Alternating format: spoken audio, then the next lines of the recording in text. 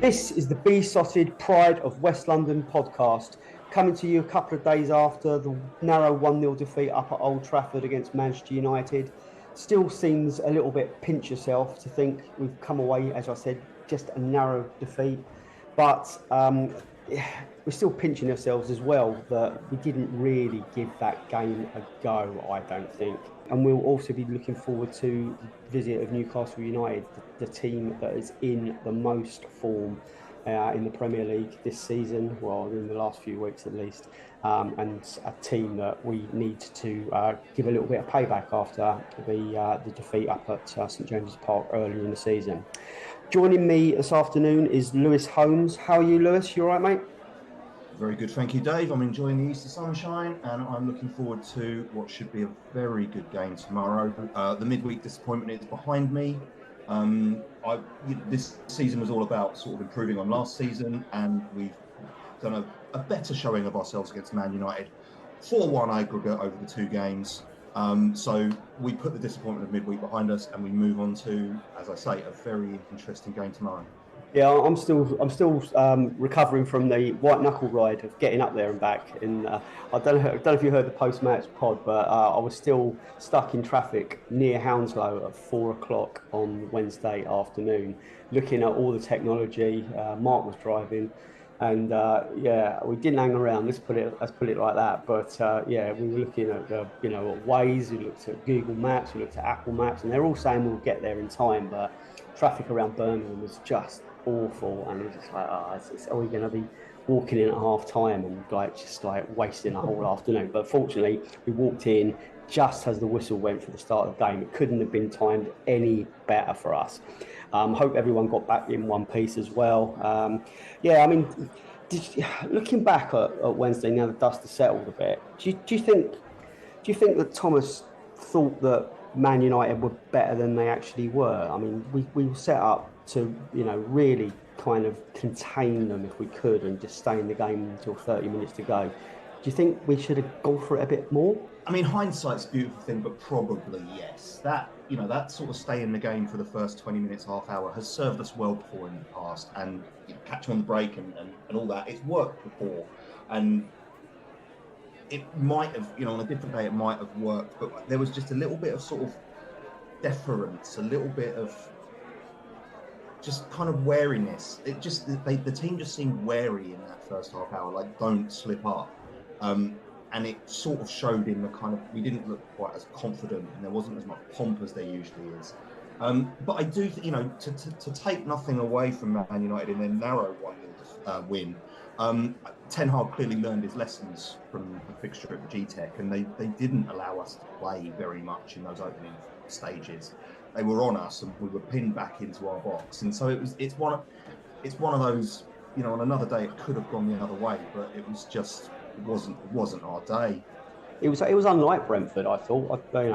I thought we're normally a little bit more adventurous than that, and that's not to say we shouldn't be naive and just go for it every game. But not a lot. There was not a lot of quality there either. I mean, our passing was poor.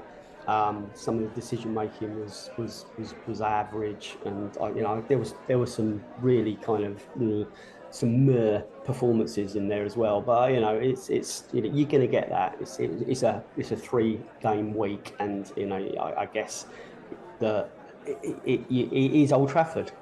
However you want to wrap it up, we're not. I drove past the Bescott Walsall on the way back, and I looked over and I thought, oh God, we used to have to go there, and we're thinking about where we're driving back from, and you have, people say, oh yeah, blah blah blah, but we're here now, blah. But it is Old Trafford. You can't get that out of your head, surely. No, they're not. Man United aren't the team that they were in their Premier League pomp, but they're still Manchester United. They're still, as you say, it's Old Trafford. Those words have lights around them for almost every team out there. So it's a weird one. I don't know.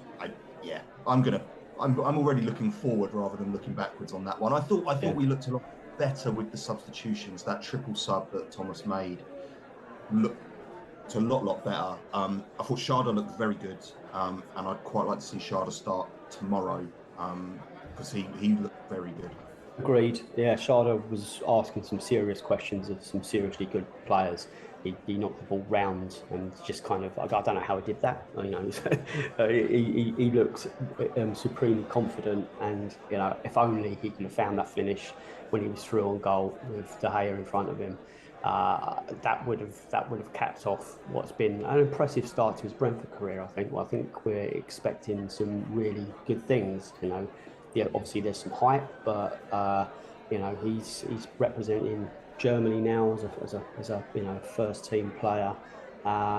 He's scored. You know, he set up the goal against Fulham. He had a really good first half at Southampton. The more I see of him, the more excited I get, and you know, I'm not going to apologise for getting excited about new signings. Yes, there's obviously some improvements. Yes, there's a long way to go. No, he's not the finished article, but he's in a red and white striped shirt. We've got an option to buy him as a full-time B in the summer. I don't see any reason why we won't exercise that right, do you?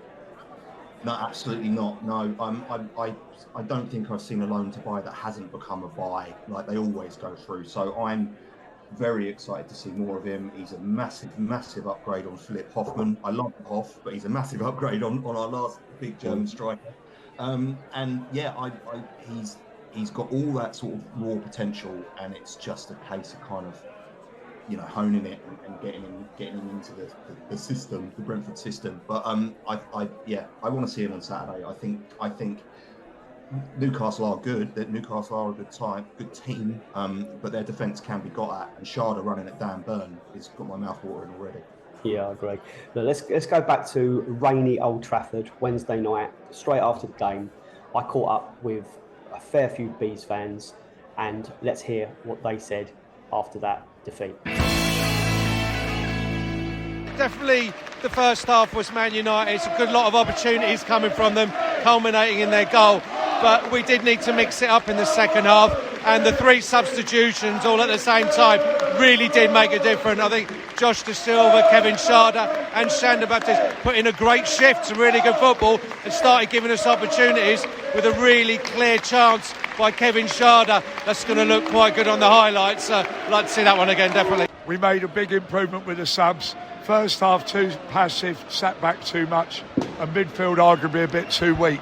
I thought first half were very poor. We never closed them down quick enough. I thought we should have been better in the first half. He's made some changes, brought on a bit of pace, and I thought we were excellent second half, to be honest, man. I thought we were much better. We managed to contain them a bit more. But all in all, I mean, you know, you can't be grumbling at 1-0. But I thought we could have done better in the first half. The pitch is soaking wet.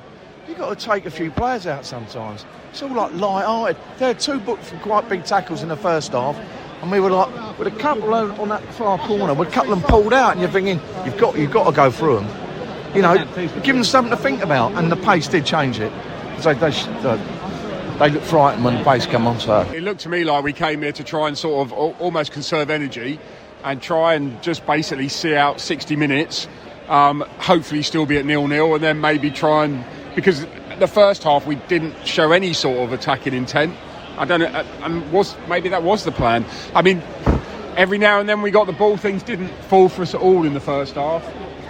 So, you know, maybe we could have got a little bit more out of it, but I don't think we'd have made those changes as early if it'd still been 0-0. And then once we made the changes, you know, I thought we played really well. There's the Bees fans giving us their opinions straight after the final whistle, straight from the heart, and pretty much word for word what we've just said as well. I don't think there's many Bees fans that have got a different way of looking at that game.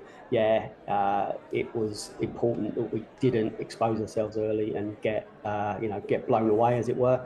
But you know, once you realise that Man United weren't quite on it, the shooting was woeful, everything was going over and wide. I think, you know, we should have just gone for it a little bit more. But there you go, as you said, hindsight is a wonderful thing. Are you feeling a bit funky, Lewis? Or are you feeling a bit more factual? Where were you at this morning? I mean, generally, I'm a bit more punk than funk, Dave. But I'm always open to a little bit of funk and some facts. if I put not me, if I played a combination of the both, would that be something you'd be interested in? Hit me with it, mate. Hit me with it. Right, I will. Jonathan Birchall, JB, Super B, Fact and the Funk Man. He is going to give us some facts and funk about the last few games and about the visit of Newcastle United. Cheers, JB. Take it away. Are you ready for this? I told you it was coming. Woo! JB, and he's ready to stock it to you one time. Get it! Hello, Jonathan Birchall here again. As we enter the final quarter of the season, it was a couple of games this week which only produced a point. Although over 100,000 fans saw those two games. 73,309 at Old Trafford was slightly down on last season, but still the second highest crowd ever to watch one of our games. For Ivan Toney, it was 10,000 down on the 83,947 who witnessed his England debut at Wembley. Back to Brighton, and it was one of those unusual ones where we had no corners. Statistically for us, that happens once every couple of seasons, but it's the second time in the last 9 seasons that's occurred at Brighton. The other was a 1-0 win in January 2015 when Andre Gray scored the only goal of the game. The United game was heading the same way, but we rewarded our first after an hour. Pontus and Pinnock both scored on Saturday. We've not seen two centre-backs on a league score sheet since August 2017, when then captain John Egan and Andres Belgian netted in the 4-3 defeat to Nottingham Forest at Griffin Park. In our history, we've had 5 previous home league fixtures against this Saturday's visitors Newcastle, but no win for 75 years. None of those home fixtures have ever been draws. Although with us being the Premier League's draw specialists with 13, and Newcastle second with 11, you couldn't rule out a first home draw at the weekend. Some really good knowledge in there, as always. Thanks, mate. We move on to Newcastle, the form team at the moment, 4 straight wins, and they had a cracking midweek result at West Ham United. They blew the Hammers away 5-1. There was some calamitous defending in there by West Ham, which may flatter the final scoreline slightly, but you know, it's being no doubt that Newcastle there's a swagger about them at the moment. They beat Man United last weekend, and you know, it was a tricky one. West Ham are down there battling. Well, don't know how battling somehow, but I mean they should be battling. Whether they are battling, but they are in a relegation scrap. If they didn't think they are before, they certainly are now. And they came away with a 5-1 win. They will be quite confident about coming to New Griffin Park. We'll be speaking to Matty from the Gallagher end in a minute. He's got all the insider knowledge. How are you looking at the visit of the Magpies, Lewis, and Eddie Howe? I should confess that I have an irrational dislike of Eddie Howe. I don't know where it comes from, but there's something about the man that rubs me up the wrong way. But there's no denying that he has got that Newcastle team playing fantastically, and he's really got them playing for each other and working as a cohesive unit. They've had their little blip. All teams have a little blip. They've had their little blip and it's behind them, and they are in good form. But I think they are there to be got at as well. Like even West Ham during the week, who were not good, scored against them. And I think it probably is going to define our season. The rest of our season, this game on Saturday, because you know that us fans, we looked at the fixture list and we were like, we've got to get our points before April, because look at that run-in, before May, because look at that run-in, and we've got our points, and it could be quite easy to take your foot off the throttle. But that sort of pack that we're in at the moment with Villa and Brighton and Fulham, it's very close, it's very congested, and we could still finish higher up the table. So Saturday sort of defines whether we're on the beach or whether we're still going for finishing as high as we possibly can, I think, for me. And I think it's going to be a really good game, and I'd like to think that Thomas and the boys are going to go for it. I'd hope that you're correct in that. Yeah, I mean, I think the band of final positions that we're looking at is anywhere between, it's like 6th and 10th or 11th, perhaps, if it doesn't go the way we hoped. You know, we're still actually only 10 points behind Newcastle. Let's not forget that. You know, that's a kind of that shows you what our season's been like, and it shows you what's we're capable of achieving with a string of good results. And I like you was looking at the running and think, not filled with dread, but there's some cracking games there, and now we're safe. Surely the incentive is to just go and take as many scalps as possible and to really just go for it. I mean, we'll see what the attitude is tomorrow, and I just hope there's not a kind of a sense of kind of we're safe. It's a bit of on the beach. I don't think that's in our nature, but the defensive displays at Brighton and Man United kind of were needed probably, but I go back to my point that once you realise that Man United weren't as good as Brighton, we could probably got a little bit more adventurous at that point. Newcastle have got a lot of threats. Sam Maximan, Kieran Trippier's boot is a golden one. There's a few players in there that will concern us. Lewis, who stands out for you in that Newcastle team? I saw a comment from my irrational nemesis during the week where Eddie Howe talked about rotation, and he talked about switching up Callum Wilson and Alexander Isaac, and I think Isaac came on, didn't he? He came on as a sub, but he got a nice rest.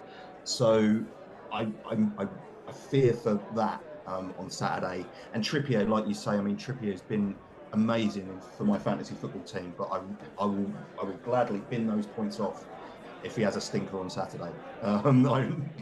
Yeah, let's go over to Matty from the Gallagher, and let's hear what he's got to say. Over to you, Matty. Hello everyone, this is Matthew from the Gallagher Shots YouTube channel, here to talk everything Newcastle and give a little preview ahead of our game on Saturday. Now, in terms of our season so far, I can't complain whatsoever. There's been a few dodgy spells especially at the start, where we couldn't convert these draws into wins, and there's been a couple of dodgy games here and there a few months ago. But other than that, I really can't complain. We've just won our fourth game in a row. We've been to a cup final, first in 20 plus years, and we're fighting for Champions League football. Whether we'll get it, I think it's going to be a tight ask. But the fact we're fighting up there just shows how much this team has improved in such a short space of time. If you had told me this is where we would be at this point of the season, I'd have snapped your hand off at the start of it. And for me, it's down to one man, and that's Mr. Eddie Howe. His staff have done brilliantly as well, but he has really instilled a confidence, an organisation, a work ethic in this side. And yes, we've spent money, we've brought in some fantastic players, the Sven Botmans, Alexander Isaks of the world, Bruno Guimaraes as well, but we are still getting a massive tune out of the likes of Joe Willock, Joe Linton, Fabian Schär. These are players that were there well before the takeover, and they are key players for Newcastle now, and that's because of the confidence Eddie Howe has instilled in them. I am so happy with the job that he's doing, and long may it continue.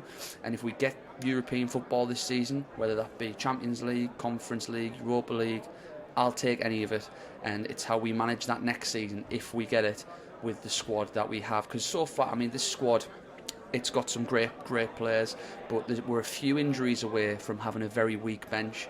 Our last couple of games, we've shown that with everyone fit and firing, we're able to bring Anthony Gordon, Isak, Joe Willock off the bench like we did against West Ham, change the front three with quality players, and if we can do that in most positions, that'll put us in good stead. But right now, I just don't think the squad's just there. Jacob Murphy's of the world, all respect to them, the Javier Manquillos, they're going to be players that, as much as they've tried a lot over the last few seasons and really trying to, affect games, they're not going to be good enough for where we want to go, and that's, again, with all due respect to their efforts.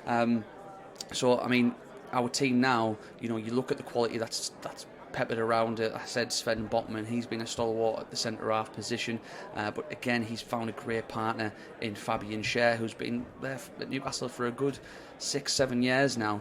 A fantastic player, Swiss international, and again, a player that maybe looked like he was out the door under Steve Bruce, but Eddie Howe has took him under his wing and made him, again, a brilliant player alongside Sven Botman.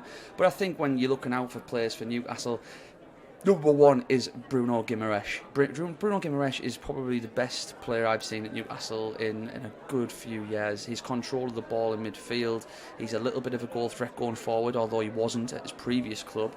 But you know, the forward areas, Alan St. Maximin, we all know what he can do when he's fit and firing. He's really had a little good run of form the last couple of games, getting assists in both the Man United and West Ham games.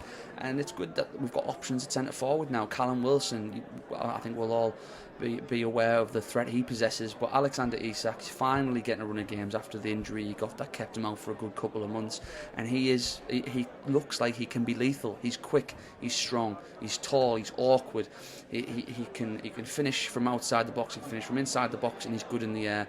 But he's still only young. I think there's a bit of raw talent there that's going to be moulded by Eddie Howe. But yeah, I think we should be looking out for players like Isak, but you know, this squad is slowly becoming, well, especially the starting 11, slowly becoming a team that have got quality in a lot of positions, and hopefully we can refine that and add to that in the summer. In terms of what we're going to do this season, I think as long as we get European football, then that will dictate us getting maybe 4 or 5 players in the summer, because like I say, the squad's just not there yet. However, if you get Conference League, and no disrespect to the teams in that league, maybe your Jacob Murphys of the world will do jobs on those Thursday night games. But if we finish in the Champions League, there needs to be 3 or 4, 5 quality additions. Now, will we make the Champions League? Me personally, I'm known as a pessimist. I don't think we will. I just don't, because of that squad game. There's a lot of football still to be played. There's 10 games or so, and I think that a few injuries could cost us. Our run-in is not too bad. However, we've still got the likes of Brentford next on Saturday. By no means an easy game. Brentford are doing so well. They've only lost 6 games all season. Like us, they've drawn a few, but they've been very, very good. And you've got the likes of Aston Villa, who've hit a massive run of form now under Unai Emery. We're playing them after Brentford. So they're 2 huge games. If we get 6 points out of those next 2 games, I might, start to think we've got more of a chance. And then we've got Spurs at home, and let's see what type of state they're in. They're a club in turmoil at the moment, so let's see who's managing them and how they're doing, because we just don't know. You just don't know with Spurs. But the last time we played Brentford, St James's Park, 5-1. Did you deserve to get beat 5-1? Absolutely not. There was a couple of mistakes by you guys. I believe the last goal was an own goal, as far as I can recall. We did go 2-0 up, and I think deservedly so, but you guys came straight back into the game, got the penalty from Tony, and I thought, okay, we're in for it here. It was very, very similar to the game we've just witnessed on Wednesday night against West Ham. Maybe not as many mistakes like West Ham did, but, it looked like at half-time this is going to be a tricky one. We're going to have to really pull the socks up to get something from this game, to get these 3 points and not throw away the 2-goal lead we got. But thankfully we came out, Bruno Guimaraes scored to make it 3-1, and then it got a bit easier from there. It was part of a good winning run that we got at that point in the season, and set us in good stead and put us up where we are now. But yeah, I think this weekend it's going to be the same in terms of it's going to be a hard game. I don't think we're going to win 5-1 by no means. I think it's just down to who scores the first goal, as much as that's a bit of a cliche.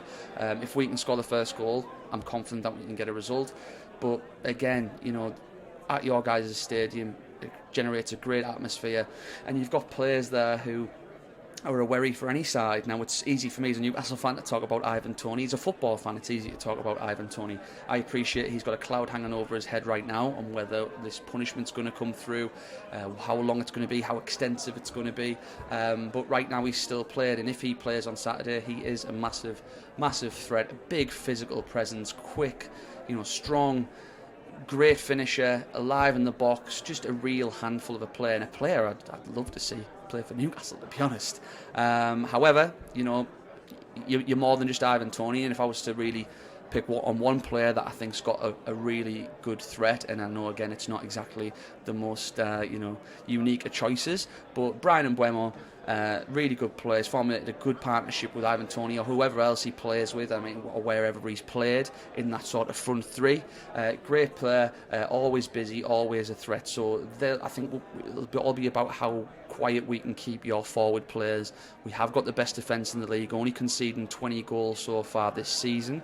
But again, we just need to be on our toes. We've shown a little bit of frailty, I think, especially last night. Dan Burn at left back could be a sort of way in for you guys. I love Dan Burn, but I think he really isn't an orthodox left back. He's a 6'6", 6'7", not very fast, but again, for what he doesn't have in pace, he makes up for in defensive positioning, grit, determination, and he's able to sort of clear the ball when the ball comes over the top in the channels, and he's a threat from set pieces, although he hasn't really scored from one yet. So I think maybe if he plays, there could be some joy for Brentford down that side. All that being said, he has played left back in the best defence in the league pretty much all the way through this season, so we'll see what happens. In terms of prediction, I'm going to try and be optimistic. I'm going to say 2-1 Newcastle. I'm going to say we take a 2-0 lead and you guys pull one back to make it a bit nervy in the final stages. But honestly, it's going to be a really hard game for Newcastle. Brentford having a fantastic season. Long may it continue that they become solidified and a stalwart of Premier League football moving forward. The manager's doing a great job. The only real Brentford fan I've spoken to over the last few years is Bean Billy. What a great guy. Loves football so much, and for him I hope that Brentford can keep progressing, just keep there in the Premier League and keep giving you guys memories. Again, I think it's going to be 2-1, but all the best to you guys going to the games. I hope you have a good drink with a few Geordies who are going to be travelling down in their numbers. Safe travels to all of them, and if you ever want to come and listen to anything more about Newcastle, you know where to find us, the Gallagher Shots YouTube channel. But all the best, have a great long weekend everyone, and stay safe, and I'll catch you again soon. A confident Magpie, as you would imagine. Someone who's obviously enjoying his season. Someone who's enjoying the kind of not Phoenix from the Flames, but the renaissance of a big club. I always look at Newcastle and don't get too excited. I look at them as a kind of a West Hamish kind of club. They've never won anything in my lifetime. That's not me trolling them. That's just a fact. It's like they've got a huge reputation. Their fan base is legendary for obvious reasons. They're bonkers. They follow their team everywhere. They always get behind them, and I'm expecting big noise from that corner of the G-Tech tomorrow. We have to get behind our team as well, don't we, Lewis? Yeah, we do. There's been you scratch the surface of social media, and there's a lot of talk about how the atmosphere isn't always the best at the G-Tech. I sort of wish this was a 5:30 kickoff. Those extra 2 hours those extra 2 hours in the pub yes. add a little into the fire, don't they? Yeah, but it's totally not. Do. So, and as you say, that I think the away corner is probably going to be the loudest tomorrow that's going to be all season. They're going to make a right old racket. So we got to respond, and we got to make a right old racket, and we got to get behind our team. I think it does matter a little bit that Brighton and Man Utd are away, and this is a home game. Obviously makes a difference. So. Yeah, we've got to be on it. We've all got to have 3 Weetabix, or three pints. I'm gonna have the 3. You can have the Weetabix, mate. I'll go for the Pride myself. But there you go. Give us a prediction, mate. I'm gonna go for a Manchester City-esque 2-1. I think it's going to be a tight game, but the sun's shining. It's a lovely 4-day weekend, and if we're going to be optimistic, let's be fully optimistic. It'll be 1-1, and then we'll score like Vissa in the last minute. The roof will go off, free from Desire Blast, and a happy Easter weekend to all. I'm gonna almost mirror that. I'm gonna go 3-2 instead of 2-1. So I'm predicting a little bit more goal action, a little bit more shaky defending, but goals, mate. Goals at Easter. Well, thanks for coming on, Lewis. all our best wishes still go out to Billy and the family. He's had a bit of medical news about his son, which is all right, I think. And I'm looking forward to hearing him back on the podcast next week. Got a week off, not a week off, as in there's not a weekend off. We've got Wolves away the following weekend, but there's no midweek next week, so we can have a longer look back over the last few weeks and a couple of features which we've been planning to do. But obviously, with the fixtures coming thick and fast, it only gives us enough time really to just cover the matches and look back at the previous one. So yeah, cheers, Lewis. Thanks for coming on. Subscribe to Besotted on all good podcast channels. Buy us a beer. It's always nice when you go over to Ko-fi and just a little bit of a contribution.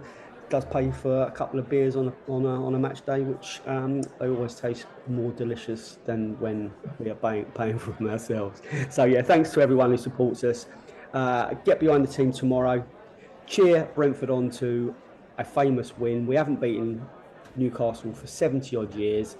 We've been setting records week in, week out this season. Let's go out and set out another one and beat the Newcastle United. Cheers. Come on, you bees. Come on, you bees. Come on, you bees.